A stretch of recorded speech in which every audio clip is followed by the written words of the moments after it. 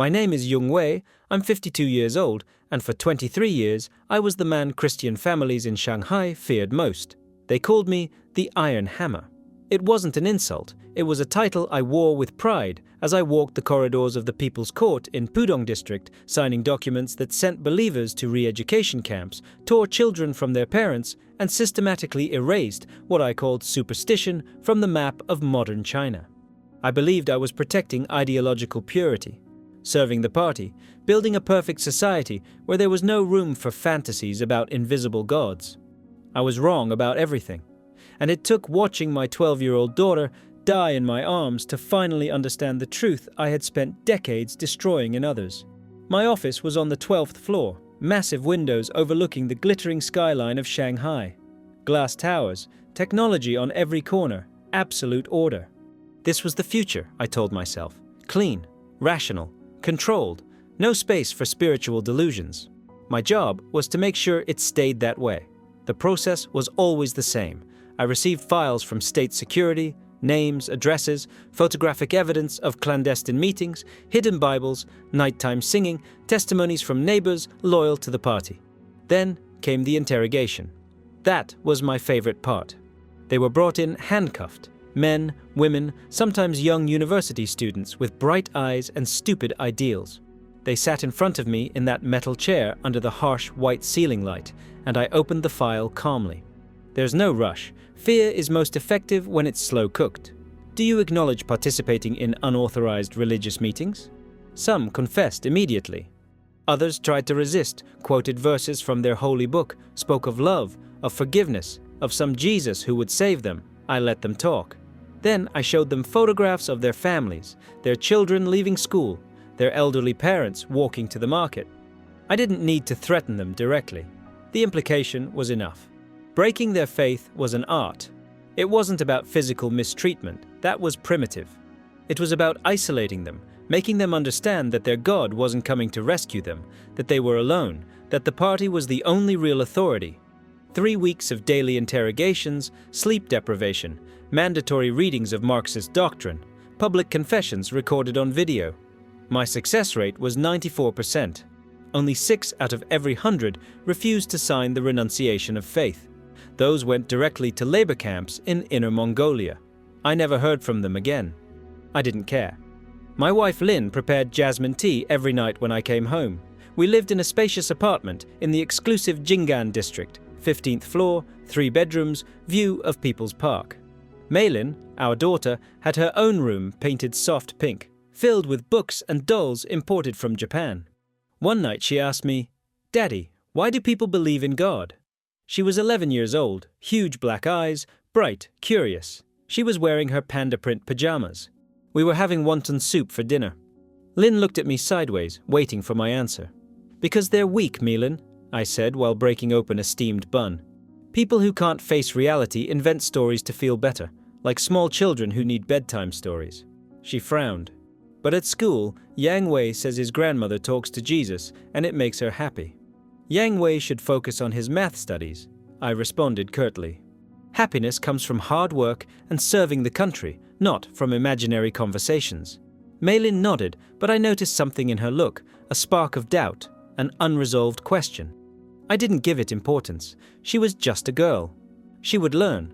The party recognized me constantly. Medal of Socialist Merit in 2018. Promotion to Chief Prosecutor in 2019. My photograph in the official newspaper next to the provincial secretary. Tireless defender of core socialist values. That's how they described me. But there was one case that obsessed me particularly. Mrs. Wang, 72 years old, widow, leader of an underground network of house churches spanning 3 provinces. She was arrested in a nighttime operation in Hongkou district. She was carrying a worn Bible in her purse and a handwritten list of names. 143 people on that list. I interrogated her personally for 5 consecutive weeks. "Mrs. Wang, you're an older woman. You've lived long enough to understand how the world works. Why waste your final years on this nonsense?" She looked at me with calm eyes, wrinkled, tired, yet strangely serene. "Prosecutor Jung, I've lived long enough to know that this world isn't all there is. And what is there beyond? Clouds? Angels playing harps? someone who loves us more than we can comprehend. I laughed. It was a dry laugh, humorless. If your God loves you so much, why are you here in this room facing 15 years in prison? Because he doesn't promise to free us from suffering. He promises to be with us in the midst of it. That answer bothered me. I don't know why. I had heard similar nonsense hundreds of times before, yet something in her tone, in the quietness of her voice, irritated me profoundly. I showed her the photographs of the people on her list. Entire families. These people trust you. If you sign the renunciation of faith and provide information about the meetings, I can reduce your sentence to 2 years. I might even get you house arrest. She shook her head slowly. I cannot deny the one who gave me life. Your stubbornness will only bring suffering to others. My silence protects them. You don't understand this now, but one day you will. I sent her to a re-education camp in Qinghai province. Remote region, extreme cold, forced labor in salt mines. For someone her age, it was basically a death sentence. I signed the papers without thinking twice. That night, I slept well. The months passed. My work continued with the same mechanical efficiency. Every week, new cases, new sentences. The system functioned perfectly. I was a key piece in this machinery. Maylin turned 12 in April. We bought a new bicycle, red and shiny. We organized a small party with her classmates. She blew out the candles on her mango cake, made a silent wish. "What did you ask for?" I asked, while cutting the cake. "I can't say, Daddy. If I tell, it won't come true." Lynn laughed. "Surely you wished for good grades on the math exam?" Maylin laughed, but neither confirmed nor denied. There was something different about her lately. Quieter, more thoughtful. I attributed it to early adolescence, hormonal changes. Nothing worrying. 2 weeks later came the call that would destroy my entire universe. It was Thursday, 4:20 in the afternoon. I was reviewing a new case when my phone vibrated. Number from Meilin's school. I answered without thinking much. "This is Prosecutor Geng. This is Principal Cheng. We need you to come immediately." Meilin collapsed during physical education class. The files fell from my hands. "What do you mean, collapsed?" She lost consciousness. "The ambulance is already on the way. We're going to Shanghai People's Hospital." I disconnected. I don't remember grabbing my coat. I don't remember the elevator. I only remember running through the underground parking lot, keys trembling in my hand, the engine starting with a desperate roar. Shanghai traffic is a constant nightmare.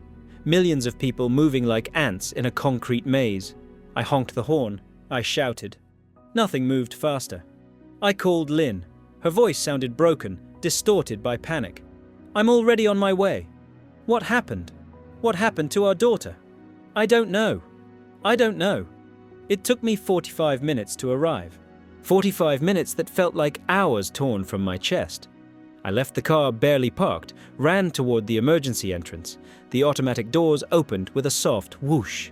Inside, the smell of disinfectant and sickness hit me like a punch. Lynn was in the waiting room. Her face was pale as paper, her hands twisting in her lap. She saw me and stood. We embraced without saying anything. There were no words. "Where is she?" "They're examining her. They won't let us in." We waited. The minutes dragged. Nurses passed hurriedly, gurneys rolling, voices over the intercom calling doctors. Everything seemed unreal to me, like I was watching a bad movie. This couldn't be happening, not to us, not to my perfect family. Finally, a doctor came out. Young, no more than 35 years old, he wore metal-framed glasses and a tired expression. "Family of Jung Meilin?" "That's us," I said, stepping forward. "I'm Dr. Chen. Your daughter had a seizure episode." She lost consciousness for approximately 3 minutes. "She's stable now, but we need to do more in-depth exams." "What kind of exams?" Lynn asked, voice trembling. "MRI, complete blood work, lumbar puncture. Some symptoms concern us."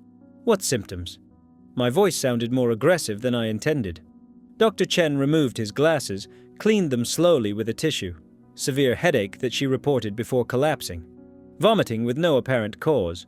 Balance problems that the teacher mentioned, noticing 2 weeks ago. We want to rule out certain possibilities. Possibilities. He hesitated. We prefer to wait for results before speculating. But I was a prosecutor. I was trained to read faces, to detect the unsaid, and I saw fear in his eyes. Professional fear. The kind of fear doctors have when they know something terrible but can't confirm it yet. They allowed us to see her 30 minutes later. She was in a hospital bed, small, fragile, connected to monitors that beeped softly. Her skin looked grey under the fluorescent lights. Her eyes were closed. Lynn sat beside her, took her hand, cried silently. I stood at the foot of the bed, watching, unable to process what I saw. This girl who had made a wish 2 weeks ago. This girl who was my pride, my legacy, my proof that I had done something right in this world. She was there, vulnerable, broken. The exams took 3 days. 3 days of bureaucratic hell. Forms to sign, authorizations, endless waits in corridors that smelled of despair. Malin went from one machine to another, resonances that roared like metal beasts, needles that extracted her blood. Each procedure was a new torture. Dr. Chen summoned us to his office on a Monday morning. We sat in uncomfortable chairs in front of his desk. He had an open folder, radiographs illuminated on a screen on the wall. "We found a mass in the left frontal lobe of Malin's brain," he said without preamble. His finger pointed to a dark spot in the image. "It's a tumor, glioblastoma multiforme. It's aggressive." Lynn made a sound. It wasn't crying. It was something more primitive, something that comes from the soul when it breaks. "Can it be operated on?" I asked. My voice sounded mechanical, distant. "No. The location is inoperable. It's intertwined with critical brain tissue. Any surgical attempt would cause massive neurological damage or be fatal. Then chemotherapy, radiation." Dr. Chen shook his head slowly. "This type of tumor is particularly resistant to conventional treatments. We can try, but the success rate in cases like this is less than 5%. "How long?" Lynn asked. Each word was an effort. The doctor took a deep breath. "Without treatment, 3 months. With aggressive treatment, maybe 6. "I'm sorry." The world stopped completely. I could hear the clock on the wall. Tick-tock, tick-tock. Each second was a mockery. "She's 12 years old," I said. I don't know why I said it, as if the doctor didn't know, as if mentioning her age could change something. "I know. It's devastating. I'll do my best to keep her comfortable." Comfortable. That word. As if he were talking about pillows, about room temperature, not about my daughter dying. We left that office transformed into ghosts. Lynn couldn't walk properly, had to lean on me. I supported her, but inside I was also falling apart. Every certainty I had built in my life evaporated. That night, I put Malin in her room. She still didn't know. The doctors recommended waiting, finding the right moment. But when is the right moment to tell a girl she's going to die? "Daddy, am I very sick?" she asked me while I tucked in the sheets. "You're fighting something difficult, my love. But the doctors are working hard to help you." "I'm scared." Those words pierced through me. Me too. It was the first time I admitted fear. The first time in decades. And I did it before my 12-year-old daughter, who faced the impossible. She extended her small hand. I grabbed it. Her fingers were cold. "Daddy? Yes?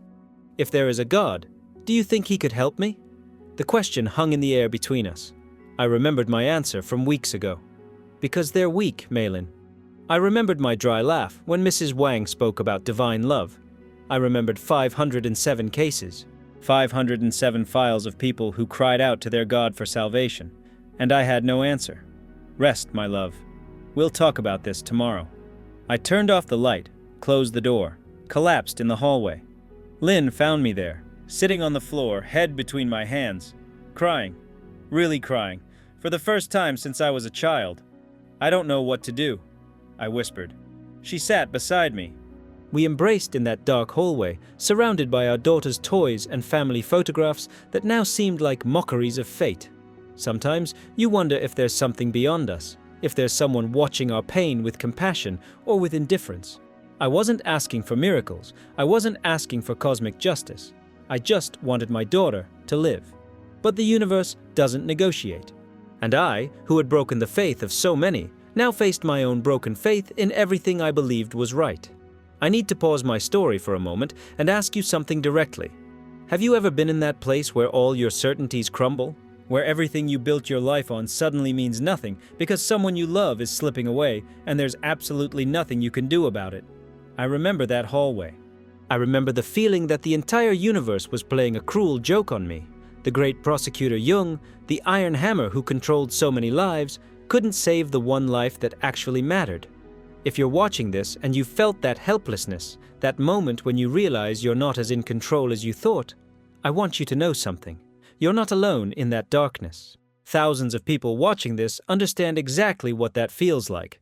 The terror, the desperate bargaining with a universe that doesn't seem to be listening, the silence that feels like it's suffocating you from the inside out. Would you be willing to share even a small part of your experience? You can simply comment, "I understand this pain," or "I've been in that dark place too." Your words, even if they're anonymous, might be exactly what someone else needs right now to feel less alone in their darkest moment. I know it takes courage. I know some of you may need to use a different account for your own privacy and safety. That matters more than anything, but if you can, your comment might be the first time someone else feels truly understood. Now let me tell you what happened next, because what came after that hallway changed everything I understood about reality itself. We started chemotherapy treatment a week later. Shanghai People's Hospital had an oncology unit on the 7th floor. Walls painted mint green, trying to make it seem less depressing. It didn't work. Maylene lost her hair in 18 days. Black shiny strands that had been her pride now filled the pillow every morning. Lynn collected them with trembling hands and kept them in a wooden box. I don't know why. Perhaps to hold on to something. Anything. The side effects were brutal. Constant nausea. Maylene vomited until only dry heaves remained. She lost 7 kilograms. Her skin became translucent. Veins stood out blue against the surface. She looked like a porcelain doll about to break. Dr. Chen monitored her progress every week. Control MRIs, blood tests, charts showing descending numbers that I didn't fully understand but knew were bad. The tumor isn't responding, he admitted in the 5th week. Actually, it grew 0.35 centimeters. What options do we have? I asked. We can increase the chemotherapy dose, although that will significantly increase side effects. Or we can try an experimental treatment being tested in Beijing, but the waiting list is 6 months. 6 months. Maylene didn't have 6 months. Increase the dose. Lynn looked at me with horror. Wei, that will destroy her. And what do you want me to do? Sit here while the tumor grows. It was the first time we fought. Right there in that sterile room, our 17-year marriage exploding under the pressure of watching our daughter die. Dr. Chen left us alone. We closed the door and shouted horrible things at each other. Mutual blame, complaints about signs we supposedly didn't see. Maybe it wasn't about Maylene really. Maybe it was about us, unable to process the impossible. Finally, silence. Lynn was crying. I stared out the window. Outside, Shanghai gleamed in the sun. Millions of people living normal lives, buying food, going to work, complaining about nonsense. And us here, trapped in this nightmare. I'm sorry, I whispered. She approached, hugged me. I'm sorry too. They increased the dose. Maylene got dramatically worse. She could no longer walk without help. The nausea was so severe she needed constant intravenous medication. She stopped talking, only moaned softly when the pain was unbearable. I used all my party contacts. I called colleagues in Beijing, in Guangzhou, in Hong Kong. I looked for international specialists. Someone mentioned a German oncologist with new techniques. Arranging his visit cost 80,000 yuan. I paid without blinking. The German came, reviewed the exams, shook his head. I'm sorry, there's nothing I can do. 80,000 yuan to hear. I'm sorry. Then I turned to the black market. There were rumors of experimental drugs from the United States, compounds not approved in China, treatments that promised miracles. I contacted an intermediary I knew from corruption cases I had prosecuted years ago. Prosecutor Chang. I'm surprised to hear from you, said the man on the phone, voice hoarse, chronic smoker. I need medication for my daughter. Brain cancer. Ah, I'm sorry. I have contacts in Hong Kong. I can get experimental immunotherapies. 500,000 yuan. It was 3 times my annual salary. I didn't care. Get it. I sold our car. We liquidated our savings. I took out a loan using our apartment as collateral. Lynn didn't ask questions, just signed the papers. The medication arrived 2 weeks later. Small vials, clear liquid, supposedly contained monoclonal antibodies designed to attack glioblastomas. The intermediary gave me no guarantees. Some patients respond, others don't. It depends. 500,000 yuan for it depends. Dr. Chen refused to administer it. This isn't approved. I don't know the exact composition. It could worsen her condition. Worsen? Explode? She's dying. How could it get worse? He didn't respond. I hired a private nurse who was willing to administer the experimental treatment at home. A woman about 50 years old, serious face. She didn't ask questions, just followed the instructions on the vial. Malin received 4 doses over 2 weeks. Nothing happened. No improvement, no worsening. The tumor was still there, growing, consuming. It was mid-November. Outside, autumn died slowly, brown leaves covering the streets, Shanghai preparing for winter. Life continued, indifferent, cruel. Malin stopped eating, only took liquids. Her body was skin and bones, sunken eyes, cracked lips. She no longer asked if she was very sick. She knew. Children always know. One night, I sat beside her bed. It was 2 in the morning. Lin was sleeping on the living room sofa, exhausted. I couldn't sleep. I just watched my daughter breathe with difficulty. "Daddy," she whispered suddenly. I thought she was asleep. "I'm here, my love. I don't want to fight anymore." Those words destroyed me worse than any medical diagnosis. "Don't say that. You're strong. You'll get through this." She shook her head slowly. "It hurts so much. Everything hurts." "I know. I'm sorry. I'm so sorry." "Daddy, tell me. Do you think there's something after?" I remembered my words. Because they're weak, Malin. Because they can't face reality. I remembered my interrogations, my laughter, my absolute contempt for anyone who believed in dimensions beyond this one. "I don't know," I finally admitted. "Honestly, I don't know. I hope so. That would be beautiful. No more pain. That broke me completely." I hugged her, felt her fragile bones under my embrace, stroked her bald head, kissed her burning forehead, cried. I cried like an abandoned child. I cried like a man who realizes that all his power, all his position, all his arrogance are useless against the brutal reality of death. "I love you," I told her. "I love you more than my life. I love you too, Daddy." She fell asleep in my arms. I stayed there, motionless, holding the only thing that truly mattered in this world. And I understood something devastating. I had spent 23 years destroying others' hope. Now the universe was showing me what it was like to be on the other side, without hope, without control, without answers. Just me and the unbearable weight of watching my daughter die. November 22nd. The date is seared in my memory like a scar that never heals. The weather had changed drastically. Temperature dropped to 2 degrees Celsius. A freezing wind blew from the Huangpu River. Shanghai was covered in frost. Malin had been 3 days without opening her eyes. Dr. Chen suggested transferring her to the hospital to keep her comfortable. That damned word again. Comfortable. As if there were any comfort in dying at 12 years old. Lin agreed. I had no strength to argue. The ambulance arrived at 9 in the morning. 2 efficient paramedics moved Maylene onto a gurney. She looked so small, so lost among the white sheets. She was assigned a private room on the 8th floor, intensive care unit, machines everywhere. Monitors showing numbers that descended slowly. Blood pressure, blood oxygen, heart rate. All descending like sand in a clock running out. Lin didn't leave her side. She held her hand, spoke softly. "I'm here, my love. Mommy is here. You're not alone." I stayed by the window, looking at the city below. Bright lights. Constant traffic. Total indifference. Dr. Chen came in every hour, checked the monitors, noted things on his tablet. His expression grew increasingly somber. "Her body is shutting down," he told me in a hallway. Voice low, respectful. "Organs are failing. The tumor is pressing on the brainstem. It's a matter of hours, maybe a day. Is she in pain? We're administering morphine. She shouldn't feel much. Shouldn't. But how to really know? How to be sure that my daughter wasn't suffering on some deep level that machines couldn't measure? I called my office.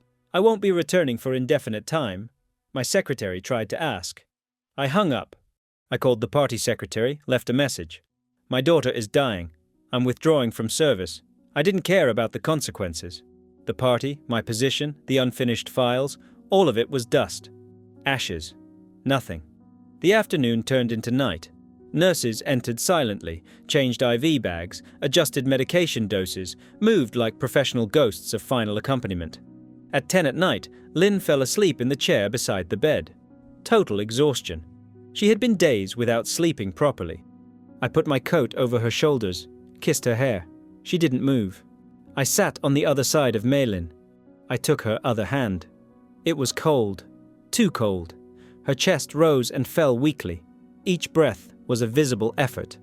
"Maylin," I whispered. "If you can hear me, I want you to know something." Silence. Just the constant beeping of monitors. I was a fool. An arrogant man who thought he had all the answers. I destroyed families. I separated parents from children. All because I thought I was protecting something valuable. But I was wrong. My voice broke. The only thing valuable is you. Only you. And I couldn't save you. Tears fell. I didn't try to stop them. If there's something after this, if there's someone out there listening, please take care of her. Because I failed. It was the closest to a prayer I had ever uttered in my life.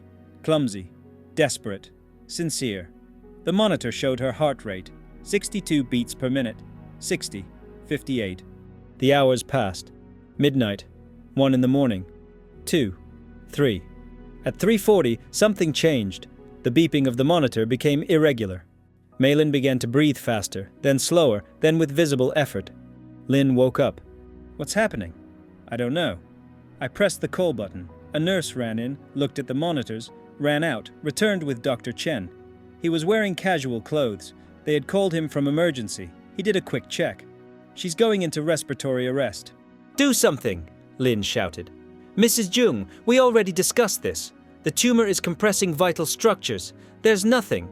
Maylin coughed. It was a terrible sound. Liquid in her lungs. Her body convulsed once, twice. Lynn screamed. I was paralyzed, just watching. Dr. Chen pressed buttons. Nurses entered preparing equipment, intubation, resuscitation, protocols they knew would be useless but needed to try. "Step back," ordered the doctor. They pushed us back. They began chest compressions on Maylin. Her little body jumped with each push. They injected medications, epinephrine, atropine, names I didn't understand. The monitor showed an erratic line. Up, down, up. And then it stopped. A straight line. Green, bright against black background. A continuous, high-pitched sound. Endless. "Time of death, 4:17 in the morning," said Dr. Chen with a flat voice. Lynn collapsed. Literally. Her legs gave out. 2 nurses caught her. She sobbed. Animal screams. Sounds I'll never forget. I didn't move. I couldn't.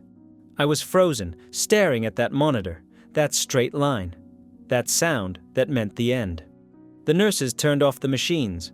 The silence was worse than the noise. They disconnected cables, tubes, needles. They left Maylin clean, organized, dead. I approached, slowly. I touched her hand. It was still warm. This confused me. The dead should be cold, right? But she was still warm. "Maylin," I said, expecting a response, knowing there would be none. Her eyes were closed. Face peaceful. No more pain. No more fear. No more anything. My daughter was gone. Lynn threw herself on the body, hugging her, begging. "Come back. Please come back. Don't leave me." Dr. Chen touched my shoulder. "Prosecutor Jung, I'm sorry. If you need time, we'll leave you alone," he said hoarsely. Everyone left. The door closed softly. We were left, 3 of us, mother, father, dead daughter. Lynn cried uncontrollably.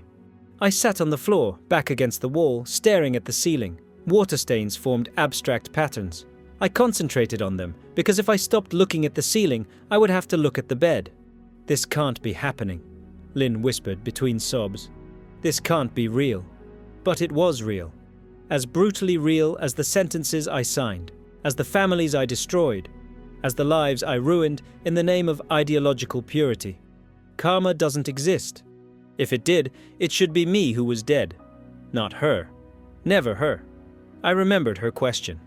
"Daddy, if there is a God, do you think he could help me?" I failed at that too. I don't know how long we stayed there. Maybe an hour, maybe 3. Time lost meaning. There was only that infinite pain, that black hole that consumed everything. Then I heard something. Slow footsteps, dragging. I lifted my gaze. The door opened slowly, and someone entered who shouldn't be there. Someone who was supposed to be in a re-education camp thousands of kilometers away. Mrs. Wang, 72 years old. Thinner, more wrinkled, marks of forced labor on her hands. She walked with difficulty, leaning on the wall. Lin lifted her head, looked at me. We both thought the same thing. Hallucination, trauma, broken mind inventing things. But she was real. She approached slowly to the bed where Maylene lay. She looked at the lifeless body, then looked at me. "Prosecutor Jung," she said with a soft voice, "I'm deeply sorry for your loss." I didn't respond. I couldn't. What was she doing there? How did she know? "I was released a week ago," she explained, as if reading my thoughts. "Deteriorating health, advanced age. They sent me back to Shanghai. I heard about your daughter in the hospital community. I came as soon as I knew." "You came to gloat?" I said bitterly. "To see the powerful prosecutor broken." She shook her head. "I came to pray." Lin stood furiously. "Get out. Your prayers are worthless. My daughter is dead. Do you understand? Dead." Mrs. Wang wasn't bothered. "I know, I can see." "Then go," I said, tired, defeated. "You have nothing to do here." She looked directly into my eyes. May I place my hand on her? The question was absurd. What difference would it make? Maylin was gone. The monitor confirmed it. The doctor declared it. 4:17 in the morning, official time of death. But I had no strength to argue, just to feel. Mrs. Wang approached. She placed her wrinkled, marked hand on my daughter's cold forehead. She closed her eyes and began to speak. Not to us, to someone else. "Heavenly Father," she said simply, "this man doesn't believe in you. This woman doesn't know you. But you know the heart of each one. You know their pain. You know their hopelessness." Lin looked at her with hatred. I looked at the floor. "I don't ask this for myself. I ask for them. Show them your power. Not for my glory, for yours. That they may see that you are real, that you are good, that you haven't forgotten your creation." Silence. Nothing happened. Of course, nothing happened. Maylin was dead. The dead don't come back. This only happens in tales, in myths, in fantasies of weak people who can't accept reality. Mrs. Wang kept her hand there, motionless, calm. Then a sound. Faint, almost imperceptible, like a beep. Lin froze. I lifted my head abruptly. The monitor was off. The nurses had disconnected it. But another beep. Impossible. I stood up, went to the monitor. It was still connected to the wall, though turned off. I pressed the power button. The screen lit up and showed a heartbeat. Faint, irregular, but a heartbeat. "No," I whispered. "No, this is..." A second heartbeat, stronger. Lin screamed, ran to the bed. "Maylin!" Our daughter's fingers moved, just a tremor. Then her chest rose. Deep inhalation, like someone emerging from water after drowning. Mrs. Wang stepped back calmly, and Maylin opened her eyes. Her eyes were different, clearer, as if a veil had been lifted. They looked at me directly, focused, conscious. "Daddy," she whispered, voice hoarse from disuse but firm. Lin sobbed uncontrollably. My love, you're here." I couldn't move. My brain tried to process the impossible. Clinical death. 4:17 in the morning. Official medical declaration. Monitor in flat line. Everything I know about biology, medicine, reality, everything told me this couldn't be happening. But it was happening. Maylin tried to sit up. Lin helped gently. "Slowly, my love. Slowly." The monitor showed vital signs rising. Heart rate climbing to 60, 70, 80, stabilizing at 75. Oxygen saturation, 92%, 95, 98. Impossible. I pressed the call button frantically. Seconds later, nurses burst in. They froze at the door, staring, processing the scene. One of them dropped an instrument tray. The metallic crash echoed in the hallway. "Call Dr. Chen," I said, voice trembling. "Now!" A nurse ran. The others approached cautiously, as if Maylin were a mirage that would disappear if they approached too quickly. "Miss Jung," said one with incredulous voice. "How do you feel?" "Tired," Maylene responded. "Very tired.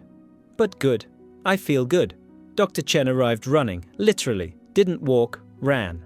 He entered breathless, froze, seeing Maylin sitting, awake, talking. "This is," he began, stopped, looked at the monitor, looked at Maylin, looked at his watch. 43 minutes ago I declared her death." "I know," I said. He approached with trembling hands, took out his medical flashlight. "Maylin, I'm going to examine your eyes, okay?" She nodded. He checked pupil response. Both pupils reacting normally. He measured her blood pressure manually. Didn't trust the machines. 110/70. Normal. He listened to her heart. Regular rhythm. Lungs clear. I need to do exams immediately," he said, stammering. "Emergency MRI. Complete analyses. This doesn't make medical sense." "Doctor," I interrupted him. "She's alive." He looked at me as if I were an idiot.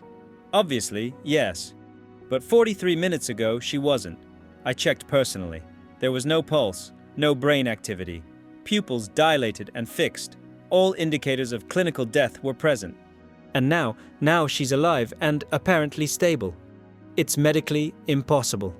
Mrs. Wang remained standing in the corner, silent, watching. Lin finally looked at her. Really looked at her. "What did you do?" she asked, voice choked. "Nothing," the old woman responded. "I didn't do anything. I just asked." "Asked what? To whom?" "To the only one who can give life back." Dr. Chen ordered Maylin transferred to radiology immediately. He needed to confirm, or rather, needed to understand what the hell had just happened. The medical team moved fast. Gurney, portable monitors, nurses flanking. Lin went with her. I stayed back a moment, looking at Mrs. Wang. "How did you know to come here?" I asked. "I didn't know. I just felt I should be here. I sent you to a re-education camp. 3-year sentence, forced labor. I almost sentenced you to lose your life due to your age and condition. I know. And yet you came to help me." She smiled faintly. It was a sad smile, knowing. "You know, Prosecutor Jung, forgiveness doesn't wait until we deserve it. If it did, no one would ever receive it." I didn't know what to respond. I left toward radiology. My legs trembled. Each step was a conscious effort. The world had lost its logic. The laws of physics, of biology, of everything I understood as real had broken. Or perhaps there was something greater that I had systematically ignored my entire life. The MRI room was cold. Maylin entered the cylindrical machine. The deafening noise began. 30 minutes of complete scanning. Dr. Chen was in the control room next to 3 more specialists. Everyone stared at the screens in absolute silence. Finally, the images began to appear. Cross-sections of Maylin's brain. Layer by layer. Brain tissue in shades of grey. "Where is it?" murmured one of the specialists. "What?" I asked. Dr. Chen enlarged an image, then another, then compared it with the MRIs from 3 days ago. In the previous ones, there was a dark mass clearly visible. Glioblastoma multiforme, size 3.7 centimeters. The new images? Nothing. Normal brain tissue. Completely normal. "This isn't possible," said another specialist. "Tumors don't disappear, especially not a glioblastoma. Not in minutes. Not ever." "It has to be equipment error," suggested the third. "We scanned twice," Dr. Chen responded. "Identical results. There's no tumor, no mass, no inflammation, no scar. It's as if it was never there." I sat heavily in a chair. Lin was crying again, but now they were different tears, not of pain, of something that had no name. "My daughter is well?" I asked in an almost inaudible voice. Dr. Chen turned slowly. His face showed the expression of someone whose understanding of the universe just exploded. "She's perfectly healthy," he said. "According to these scans, she's never been sick." They brought Maylin back to the room. They did more tests. Blood analysis, electrocardiogram, lung function. Everything normal. Absolutely everything. Dawn broke. Light entering through the windows. Shanghai waking to a new day. For the city, it was just another day. For us, it was the day the impossible became real. Maylin ate rice soup, the first solid food in weeks. Her appetite returned as if it had never left. Lynn watched her eat with an expression of continued amazement, as if she feared blinking and discovering it was a dream. Mrs. Wang remained with us, sitting quietly in a chair. She didn't speak, just was present. "What do you remember?" I finally asked Maylin. She left the spoon, thought carefully. "I remember pain. A lot of pain. And then silence, like sinking under water. Everything went dark." She paused. Her eyes moistened. "But then I saw light. It wasn't a normal light. It was peaceful. And there was someone there." "Who?" Lynn asked, leaning forward.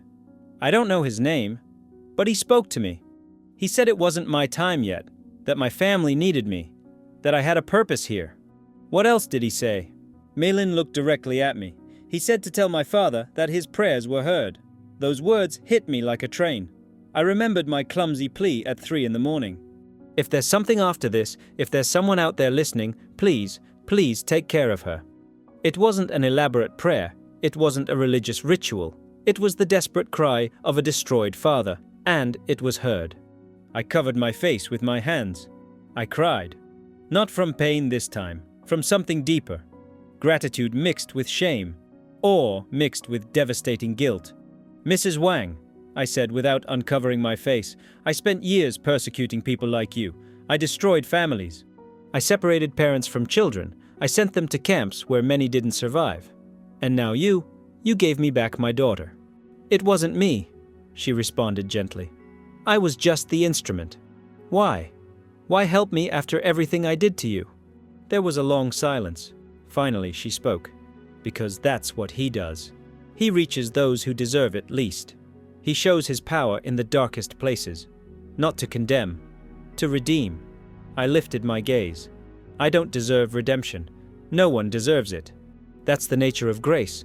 The word floated in the air. Grace.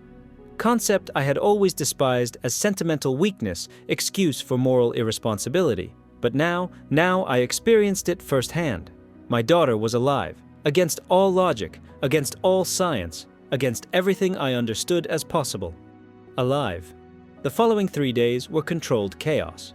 The hospital wanted to keep Maylin under observation. Dr. Chen coordinated with specialists from Beijing and Guangzhou. Everyone wanted to study the case. No one had an explanation.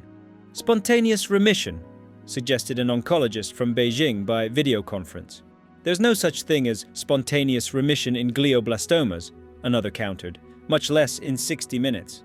Then initial diagnosis error. We have 6 MRIs confirming the tumor. Biopsies, confirmed pathology. Uncomfortable silence.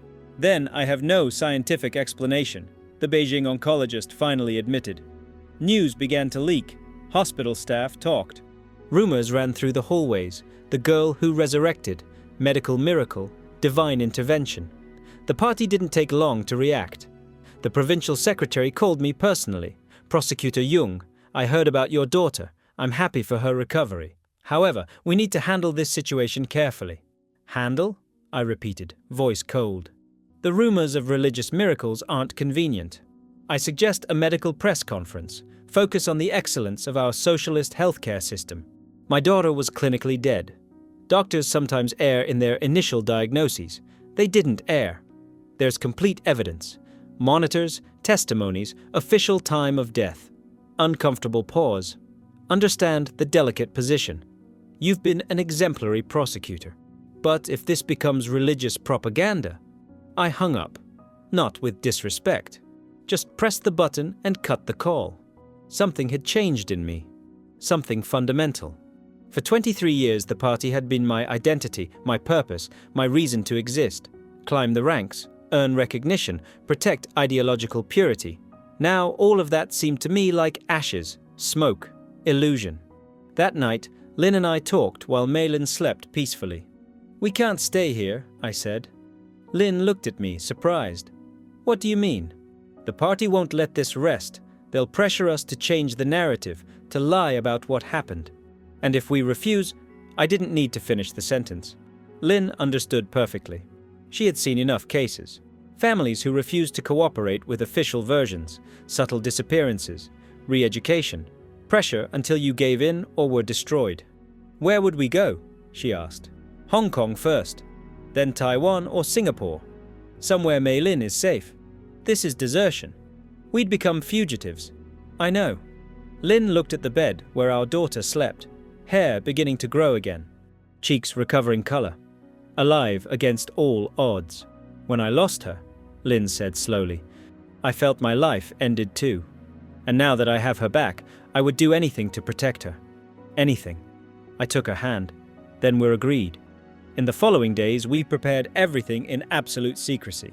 I contacted a lawyer who handled complicated immigration cases. I paid 50,000 yuan for emergency false documentation, temporary passports, tourist visas, airline tickets. I sold everything I could quickly. Our apartment was listed on the black market for 60% of its real value. Didn't matter. I needed money. Mrs. Wang came to visit us every day. She brought homemade food for Mei Lin, chicken soup, steamed buns. She talked with her about simple things, flowers, books, music. One afternoon, while Lin took Mei Lin to physical recovery therapy, I was alone with Mrs. Wang. Why did you really do this? I asked. Don't give me spiritual answers. Tell me the human truth. She smiled. The spiritual truth and the human truth aren't different, Prosecutor Jung, but I understand what you're asking. She settled in the chair, looked out the window at glittering Shanghai. When I was arrested, I lost everything. My house, my belongings, my freedom. In the re-education camp, I worked 14 hours a day, breaking salt. I had constant hunger, cold, bone pain. She paused, placed her wrinkled hands marked by brutal labor. Every night I prayed. Not just for myself, for you too. For me? I said incredulously. For you. For all the prosecutors, for the guards, for those who persecuted us. Because I understood something. You're also prisoners. Prisoners of an ideology that promises meaning but delivers emptiness. Her words pierced through me. When I heard about your daughter, I didn't feel satisfaction. I felt pain. Because no father deserves to see their child suffer.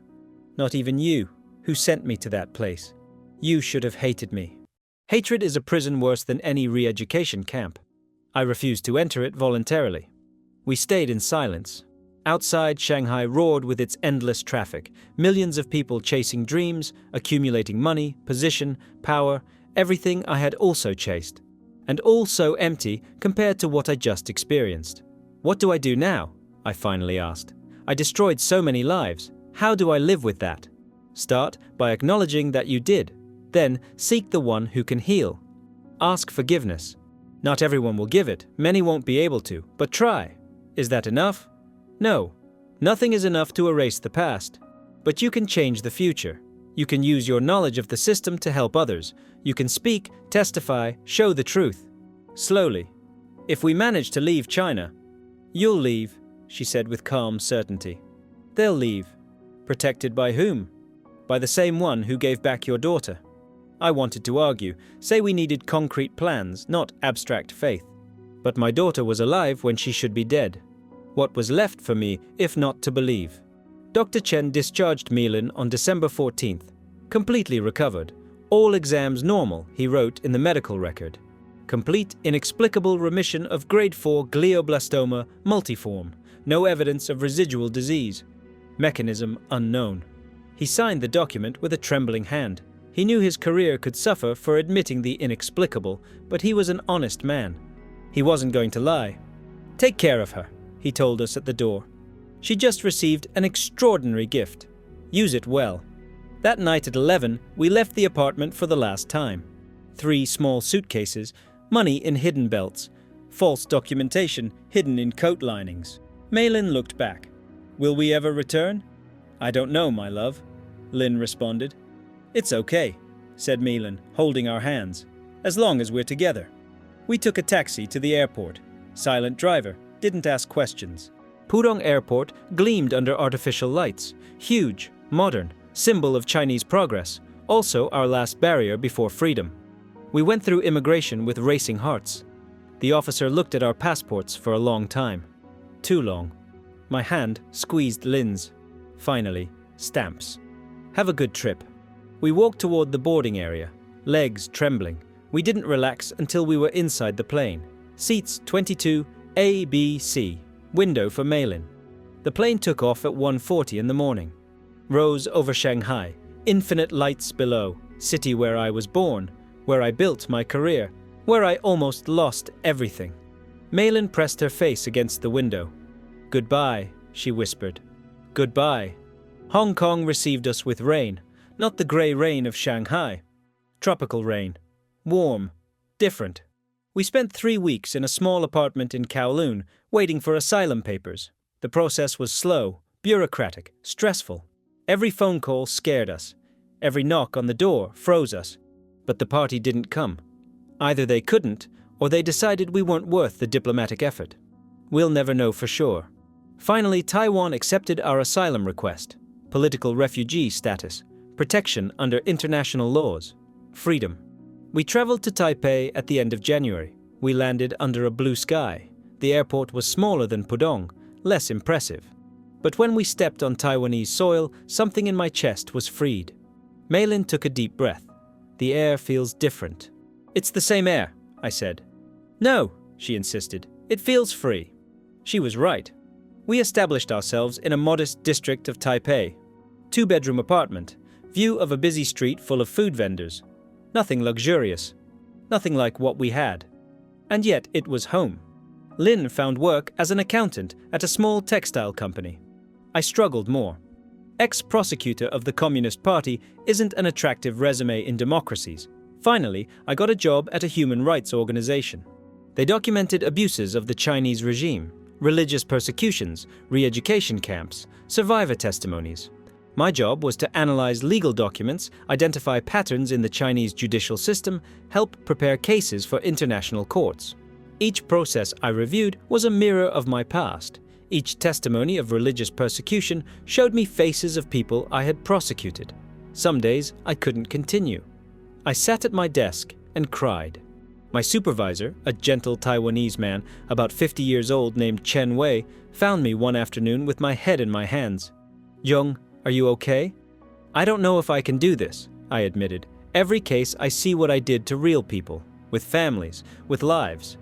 Chen Wei sat beside me. "You know why I hired you?" I shook my head. "Because you know the system from inside. Because you can identify patterns that others don't see. And because..." He paused. "Because you carry the guilt. That makes you effective and compassionate. Guilt doesn't make me a better person. It makes me miserable. It makes you human. That humanity is exactly what we need here." His words helped me. They didn't erase the past, but they gave me purpose in the present. Malin flourished in Taipei. She entered an international school, made friends, learned English. Her hair grew completely, healthy, shiny. One night during dinner, she announced to us, "I want to talk about what happened." Lin put down her chopsticks. "Are you sure?" "Yes. People need to know." And so it began. Malin gave her first testimony at a small church in Taipei. 30 people. Mostly curious Taiwanese, some refugees from the mainland. She spoke simply, without drama, just told what she remembered, the illness, the darkness, the light, the voice that told her to return. There were tears. Several people approached afterward. They wanted to touch her, as if she were tangible proof of the impossible. "I'm not special," said Malin. "I'm just someone who received a second chance." I watched from behind, proud, amazed. My daughter was 14 years old and had more wisdom than me at 50. Mrs. Wang also managed to leave China 6 months after us. Human rights activists managed her evacuation. She arrived in Taipei malnourished, exhausted, but alive. We received her at the airport. Malin ran toward her, hugged her. Lin cried. I knelt before that 73-year-old woman. "Forgive me," I said, "for everything, for every day in that camp, for every suffering I caused you." She placed her wrinkled hand on my head. "You're forgiven, since before you asked. I don't deserve this forgiveness. No one deserves it. That's why it's called grace." She lived with us for a year, sharing a room with Malin. The two became inseparable, adoptive grandmother and spiritual granddaughter. One afternoon, Malin asked her, "Grandma Wang, why did God let my father do bad things for so long before showing himself?" Mrs. Wang thought carefully. "Because he respects our freedom. He doesn't force us. He waits. And when we're finally ready to listen, there he is. Do you think my father is ready now?" I think your father had to hit bottom to look up." She was right. Completely right. I began attending a small church in our neighborhood. At first, just from curiosity, then from necessity. The words I heard on Sundays resonated with something deep I had ignored all my life. Concepts like grace, redemption, forgiveness, undeserved love, unconditional, all completely opposite to my system of merits, hard work, loyalty to the party, justice based on performance. This was different. It offered acceptance not for what you did, but for what you were. Human, broken, needy, exactly what I was. 6 months after arriving in Taipei, I requested baptism. The pastor, an older man named Liu, asked me why. Because I spent 50 years building my own righteousness, and it collapsed in one night. Now I need something more solid than myself. Do you understand what it means to follow Christ?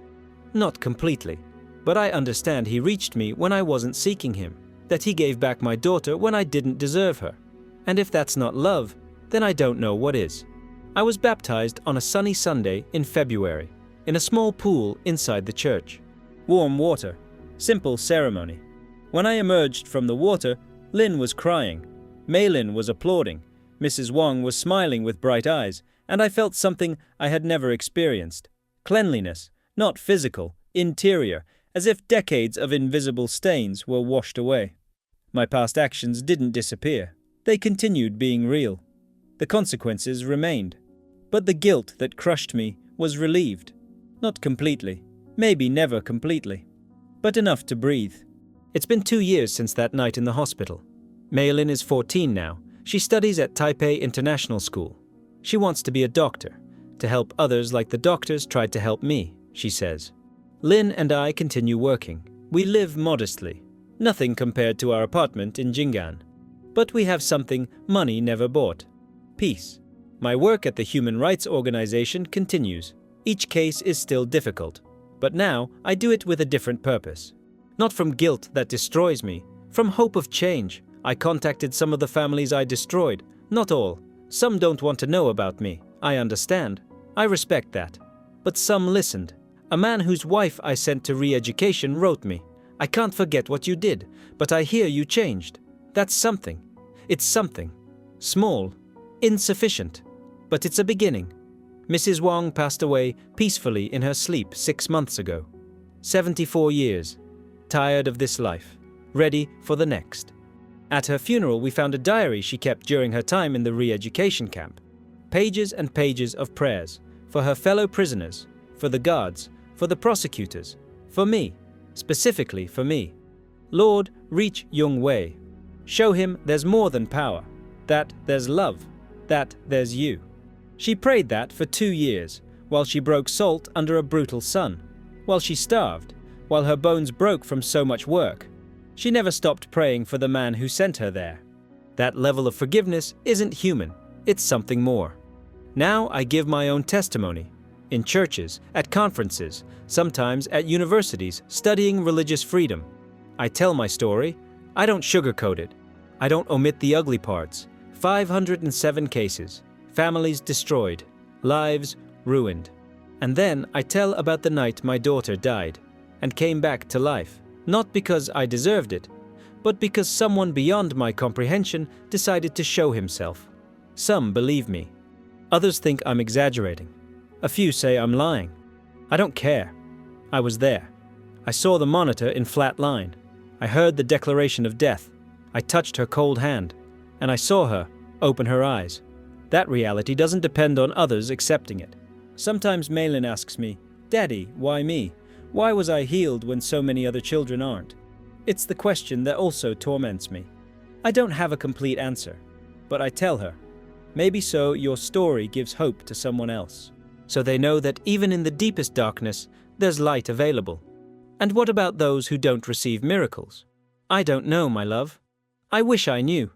But I learned that miracles come in different forms. Sometimes it's physical healing. Sometimes it's strength to endure the unbearable. Sometimes it's peace in the midst of chaos. She nods. She understands more than she should for her age. If someone listening to this has faced similar darkness, if you've seen someone you love suffer without apparent reason, if you've asked where God is in the midst of pain, I don't have easy answers. I can only tell you where I was. Sitting beside a hospital bed, watching my daughter exhale her last breath, feeling the entire universe was a cruel mockery. And something changed. Not by my merit, not by my eloquent prayers, not even by my faith, because I had no faith. It changed because there's something greater than us. Someone who sees, who hears, who responds in ways we don't always understand. But they're real. My life is a living testimony of that. Malin is a living testimony of that. We're not special. We're simply receivers of undeserved grace.